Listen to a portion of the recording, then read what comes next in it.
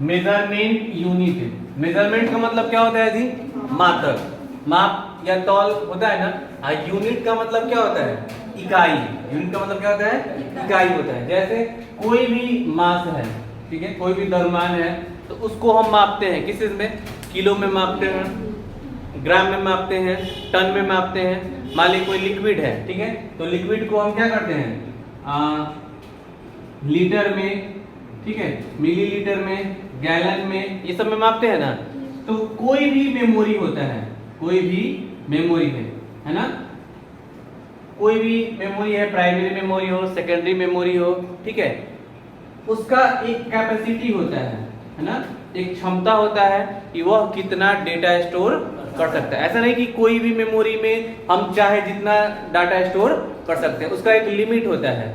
और कोई भी डेटा होता है, डेटा जैसे मान लीजिए कोई भी पिक्चर हुआ, कोई भी वीडियो हुआ, कोई भी साउंड हुआ, कोई भी म्यूजिक हुआ, ठीक है, कोई भी टेक्स्ट फाइल हुआ, तो उसका एक साइज होता है, आकार होता है। जैसे मान लीजिए कि यह एक मेमोरी है, इसमें हम कोई डेटा स्टोर कर रहे हैं, मान लीजिए कोई पिक्चर स्टोर कर रहे हैं या कोई सॉन्ग स्टोर कर रहे हैं। उस सॉन्ग का एक साइज होता है कि वह उस मेमोरी में कितना जगह चेकेगा। देखिएगा कि कोई भी हम क्या करते हैं, ये फाइल ये सब डाउनलोड करते हैं तो उसके बगल में उसका साइज लिखता है 50 KB या 4 MB, ये सब लिखता है ना। तो और यह MB GB या क्या है, एक माप तौल की इकाई है किसी भी डेटा का। जैसे कि आपको मान लीजिए हम कोई सामान लेना होता है तो बोलते हैं ना कि 1 किलो देना है, चाहे आधा किलो या ग्राम में बोलते हैं। उसी तरह कोई भी फाइल है उसका एक साइज होता है और उसी को हम बिट्स बाइट ये सब में मापते हैं, ठीक है। तो सबसे छोटी इकाई निब्बल है। क्या चीज है जी? निब्बल। 1 निब्बल मिलकर जब 4 निब्बल होता है तो वह 1 बिट के बराबर बनता है। कितना बराबर बनता है जी? 1 बिट के बराबर। फिर यह 1 बिट मिलकर जब 8 बिट्स होता है तो कितने के बराबर बनता है? 1 बाइट के बराबर होता है। और यह 1 बाइट मिलकर जब 1024 बाइट होता है तो 1 KB होता है। KB का मतलब क्या होता है? Kilo byte. याद रहेगा, KB का मतलब क्या होता है? Kilo byte. और यह 1 KB मिलकर जब 1024 KB होता है तो कितने बराबर बनता है? 1 MB के बराबर बनता है। MB का मतलब क्या होता है? मेगाबाइट होता है। और यह 1 MB मिलकर जब 1024 MB होता है तो कितना बराबर बनता है? 1 GB के बराबर बनता है। GB का मतलब क्या होता है? गीगाबाइट। और ये 1 GB मिलकर जब 1024 GB होता है तो कितना बराबर बनता है? 1 TB के बराबर बनता है। TB का मतलब क्या होता है? टेराबाइट। तो यह मेजरमेंट यूनिट है किसी भी फाइल का, किसी भी डेटा का। कोई दिक्कत? ठीक है, तो ये समझ में आ गया। रोम लिख लीजिए तो ROM, हाँ रोम लिखिए। Memory unit. मेमोरी यूनिट क्या है?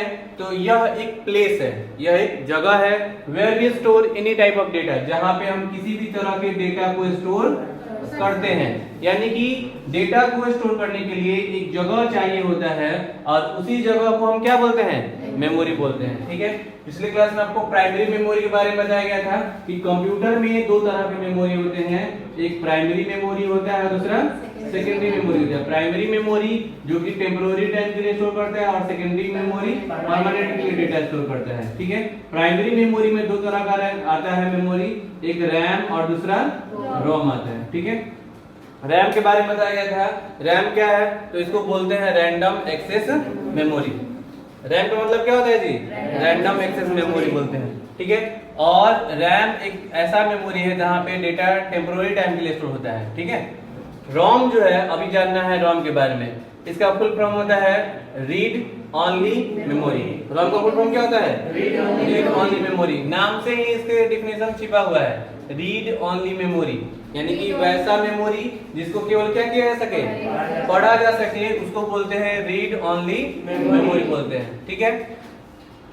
लिखवाया गया होगा कि विच मेमोरी इज ओनली रीडेबल, यानी कि वैसा मेमोरी जो कि केवल क्या है? रीडेबल है, इसको केवल पढ़ सकते हैं। पढ़ना लिखना का मतलब हम बताए थे आपको कि मेमोरी में डेटा स्टोर करना, इसको हम राइट बोलते हैं। क्या बोलते हैं? राइट। राइट मतलब लिखना होता है जी। और स्टोर किए हुए डेटा का यूज करना, उसको क्या बोलते हैं? रीड करते हैं। तो इसमें क्या होता है कि डेटा एक बार स्टोर हो जाता है जिसको बार बार हम पढ़ सकते हैं, लेकिन इसमें लिख नहीं सकते। यानी कि यह ऐसा मेमोरी नहीं है कि फॉर्मेट करें, डिलीट करें, फिर से स्टोर करें, फॉर्मेट करें, डिलीट करें और स्टोर करें। इसमें डेटा कब स्टोर होता है? तो जब डिवाइस बनता है, मान लीजिए लैपटॉप में रैम दिया हुआ है, तो उसमें क्या होता है कि एक बार डेटा स्टोर हो जाता है, जो कि बार बार हम उसको बार बार पढ़ते हैं, लेकिन उसमें कुछ लिखते नहीं है। कंप्यूटर का या लैपटॉप का बहुत सारा इंफॉर्मेशन होता है, बहुत सारा सेटिंग होता है, जो कि इस मेमोरी में स्टोर हो जाता है। एक सेटिंग आपको बायोस होता है, BIOS, जिसको बोलते हैं बेसिक इनपुट आउटपुट सिस्टम। ठीक है, बायोस क्या है? तो यह एक सेटिंग होता है, हार्डवेयर का कॉन्फ़िगरेशन है। ठीक है, जिसमें सारा यह अवेलेबल आता है कि CPU एडजस्ट कैसे होगा, मतलब ये सब सेटिंग दिया रहता है इसमें। ठीक है, इसके बारे में आगे डिटेल में बताएंगे। तो बायोस सेटअप का जो इंफॉर्मेशन होता है वह रोम में स्टोर होता है। ठीक है, 3 तरह का रोम हुआ, एक PROM हुआ, EPROM हुआ और डबल EPROM हुआ। बात करना हो तो बाहर चले जाना। ठीक है, PROM हुआ, EPROM हुआ और डबल EPROM हुआ। PROM का मतलब क्या होता है जी? इसका फुल फॉर्म होता है, रोम का तो उतना ही रहता है, आगे P एक्स्ट्रा लग जाता है, यानी कि प्रोग्रामेबल रीड ओनली मेमोरी। क्या होगा, फिर से बोलिए? Programmable read only memory.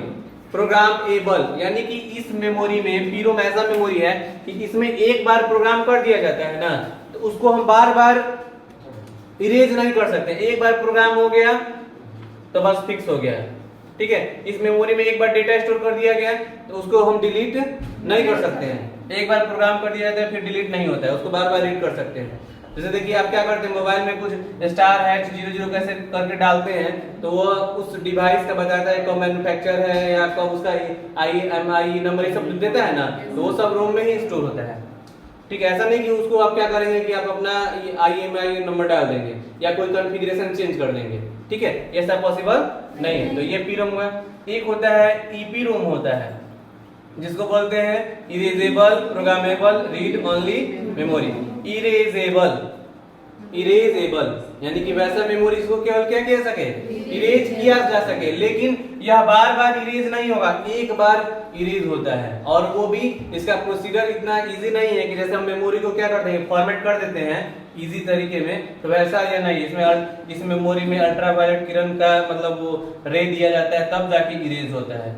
ठीक है, और तब जाके एक बार रिप्रोग्राम कर सकते हैं, बार बार नहीं, 1-2 बार। इसके बाद एक होता है डबल EPROM, जिसको बोलते हैं electrically erasable programmable read only memory, यानी कि इस रोम को हम बार बार इरेज कर सकते हैं।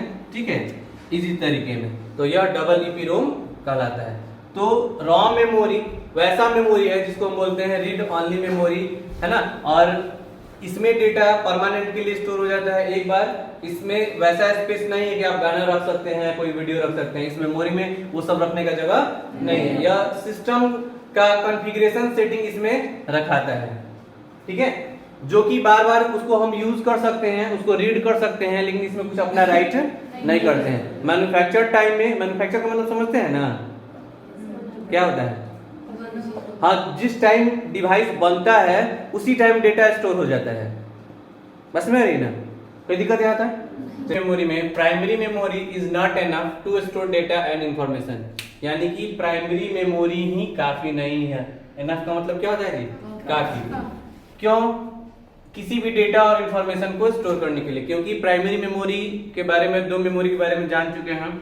एक आप क्या कहते हैं, रैम के बारे में, और दूसरा रोम के बारे में। रैम जो है वह रीडेबल और राइटेबल दोनों मेमोरी है, लेकिन पावर ऑफ होने के बाद उसमें से सारा डेटा इरेज हो जाता है। ठीक है, और वह एक्सेसिंग मेमोरी है, यानी कोई प्रोग्राम को एक्सेस करने के लिए।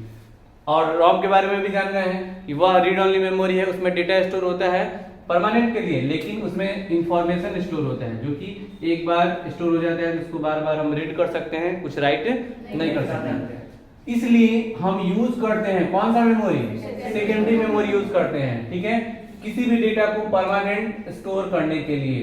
ठीक है, इसमें से अपने आप डेटा इरेज नहीं होता है। सेकेंडरी मेमोरी में जैसे FD हो गया, CD हो गया, DVD हो गया, पेन ड्राइव हो गया। पेन ड्राइव ऐसा नहीं ना कि इसमें से प्लग आउट कर देते हैं तो उसमें से डाटा गायब हो जाता है, इसमें से डाटा रहता है। हार्ड डिस्क हो गया, मैग्नेटिक टेप हो गया, और भी बहुत सारा मेमोरी है। तो यह सारा सेकेंडरी मेमोरी है। इसमें आपको मतलब कि हमेशा पावर रिक्वायरमेंट नहीं होता है। दूसरा चीज कि इसमें इसका जो है मेमोरी हम इरेज कर सकते हैं और फिर दूसरा डेटा स्टोर कर सकते हैं, ठीक है। इसमें पहला मेमोरी लिखवाया गया होगा एफडी के बारे में। एफडी में लिखेंगे FD stand for floppy disk, यानी कि एफडी का पूरा अर्थ क्या होता है जी, फ्लॉपी डिस्क होता है। यह क्या है, इट इज सेकेंडरी मेमोरी, यानी कि यह एक सेकेंडरी मेमोरी है या सेकेंडरी स्टोरेज डिवाइस है which store data to permanently time. Nowadays it is useless memory, आज के दिनों में यह यूजलेस मेमोरी हो गया है। कौन, एफडी। क्यों, तो because it's storage capacity is too low and it store only 1.22 MB और ओनली 1.44 MB डेटा। यानी कि आज के दिनों में हम एफडी का यूज नहीं करते हैं, फ्लॉपी डिस्क का यूज नहीं होता, पहले यूज होता था, ठीक है, क्योंकि इसका स्टोरेज कैपेसिटी क्या है, बहुत लो है, कम है, 1.44 MB ही स्टोर कर सकता है। आजकल एक एक गाना जो है 2-2 GB 3-3 GB का आता है, तो इसमें स्टोर होगा जी, नहीं होगा, क्योंकि 1024 MB बराबर कितना होता है, 1 GB होता है। 1024 MB बराबर कितना होता है, 1 GB होता है। MB का मतलब क्या हुआ, मेगाबाइट, GB का मतलब क्या हुआ, गीगाबाइट, और 1024 GB बराबर क्या होता है, 1 TB होता है। TB का मतलब टेराबाइट होता है। और किलोबाइट 1024 KB बराबर कितना होता है, 1 MB होता है। MB का मतलब मेगाबाइट, ठीक है। अब इसके बाद लिखना है CD के बारे में, लिखे तो CD तो देखे होंगे लोग, FD भले नहीं देखेंगे लेकिन CD देखे हैं ना। CD का फुल फॉर्म क्या होता है, कॉम्पैक्ट डिस्क होता है। CD और DVD दो देखे होंगे, ठीक है। DVD का मतलब होता है डिजिटल वर्सटाइल डिस्क और CD का मतलब होता है कॉम्पैक्ट डिस्क होता है। ऐसे जो गोल नहीं रहता था, चमकता था, हम लोग यूज बहुत उसका उसमें गाना सुने ना जी। तो यह भी एक मेमोरी है, और कौन सा मेमोरी है, प्राइमरी की सेकेंडरी, सेकेंडरी मेमोरी है। मेमोरी में एफडी के बाद सेकंड सीरीज में आपको कौन सा मेमोरी आया था, CD। CD का मतलब क्या होता है जी, कॉम्पैक्ट डिस्क, याद रहेगा। CD का मतलब क्या होता है, compact disc. It is also secondary memory और सेकेंडरी स्टोरेज डिवाइस, यानी कि यह एक सेकेंडरी मेमोरी है या फिर इसको सेकेंडरी स्टोरेज डिवाइस कहते हैं। किसी भी डेटा को यह परमानेंटली स्टोर करता है। इट इज ऑप्टिकल मेमोरी, यानी कि इसको हम कौन सा मेमोरी कहते हैं, ऑप्टिकल मेमोरी कहते हैं, ठीक है। It's storage capacity is approx 700 MB डेटा, यानी कि यह लगभग कितना डेटा स्टोर करता है जी, 700 MB डेटा स्टोर कर सकता है। और we can store audio, video, software, documents etc। इसमें हम सॉफ्टवेयर हुआ या ऑडियो हुआ या वीडियो हुआ या किसी भी तरह का जो है क्या कहते हैं, फाइल हम स्टोर कर सकते हैं 700 MB तक। और सेम एक और मेमोरी होता है, इसके जैसा ही दिखता है, जिसको क्या बोलते हैं, DVD बोलते हैं, डिजिटल वर्सटाइल डिस्क। क्या नाम होगा, डिजिटल वर्सटाइल डिस्क। इसमें होता है क्या है कि इससे एक्स्ट्रा लेयर होता है उसमें, है ना, लेयर क्या होता है, ज्यादा होता है, ठीक है, और उसको DVD बोलते हैं। लगभग 4 GB डेटा स्टोर करता है, सेम साइज का रहता है, ठीक है। बस इसका स्टोरेज कैपेसिटी 700 MB और इसका 4 GB डेटा रहता है, ठीक है। तो आज क्लियर रहने दीजिए। फिर नेक्स्ट डे आपको बताएंगे HDD, कंप्यूटर का जो हार्ड डिस्क होता है, इसको हम डिटेल से चर्चा करेंगे। ये सब मतलब बाहरी मेमोरी, कंप्यूटर में ये सब CD नहीं लगा रहता है।